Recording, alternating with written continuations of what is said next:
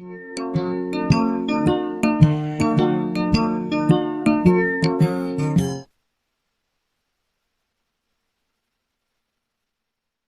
today we're diving into some fascinating psychological concepts that are really capturing the imagination of younger generations, especially Gen Z.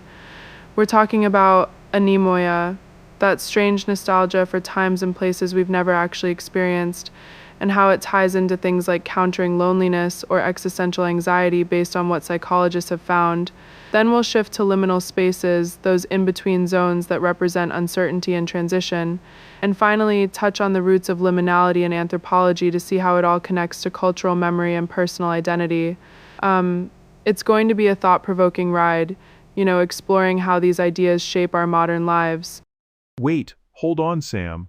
I'm already intrigued because I've heard the term anemoia thrown around online, but I never really understood what it means or why it's so big for Gen Z.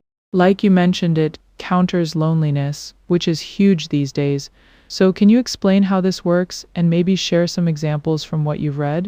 I mean, it's wild to think about feeling nostalgic for something you weren't even alive for, and I guess that ties into those online aesthetics kids are into nowadays.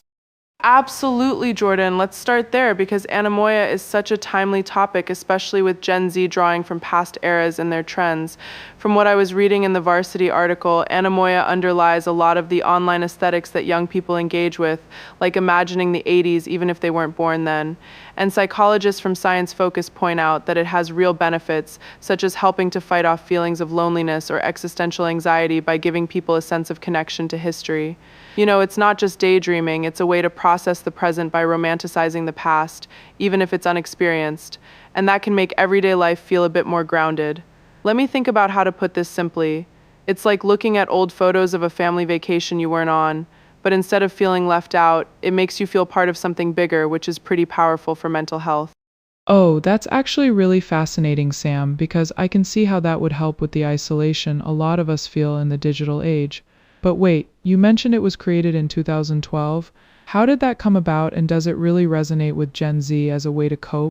I was gonna say it sounds like it might lead to some over idealization, but from the sources, it's more about emotional vibes, so maybe we should discuss how that plays out in everyday life without jumping to conclusions. That's wild how something so recent has caught on so quickly, especially with all the social media trends.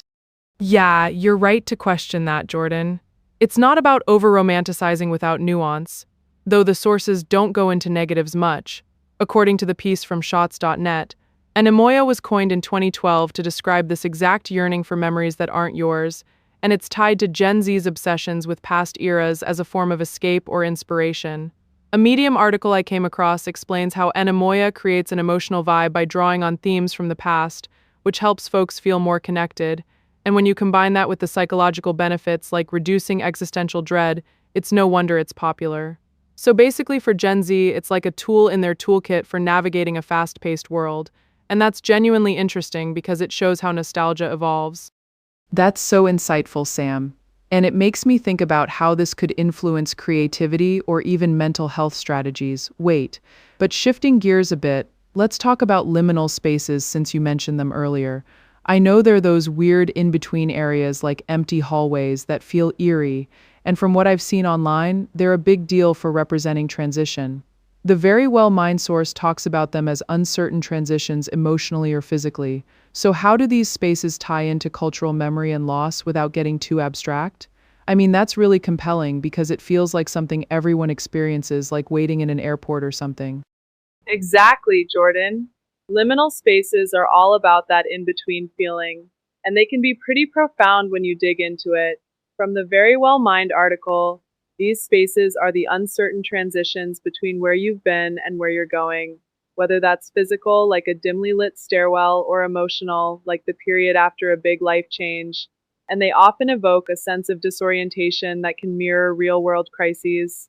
Then, looking at sources like the one from Sage Journals, liminality is explored in contexts like Hong Kong's identity crises, highlighting how it represents loss and cultural memory through metaphors of uncertainty.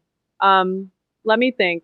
It's like being in a waiting room for your life where everything feels paused, and that can actually help us process transformations, as discussed in the EBSCO research starters on psychology, making it a key concept for understanding personal growth. No way. That's wild. How something as everyday as a liminal space can have such deep psychological effects. I was going to interrupt earlier to ask if this relates back to Anemoia. Like maybe people use these spaces in art or online to evoke that nostalgia. The Wikipedia entry on liminal space aesthetics describes them as eerie, abandoned places, which ties into internet culture. So do you think Gen Z is using this to explore their own transitions and memories they never had? That's really interesting, and it adds another layer to how these concepts interconnect without us forcing it. You're spot on with that connection, Jordan. It's not a stretch to see how liminal spaces could blend with anemoia and online trends, though we have to stick to what's in the sources. For instance, the ResearchGate PDF on liminality traces it back to anthropology, where Van Gennep and Turner first described these in-between states as thresholds and rituals, and that idea has evolved to include modern interpretations of cultural memory and loss. So basically, when people post about liminal spaces on social media, it might be a way to navigate personal transitions, much like Anemoia helps with nostalgia, and that's a thoughtful way to look at it. Oh, and it shows how these psychological tools are adapting in our digital world. I never thought of it that way until now, but it's pretty cool how they overlap. Okay, that's genuinely fascinating.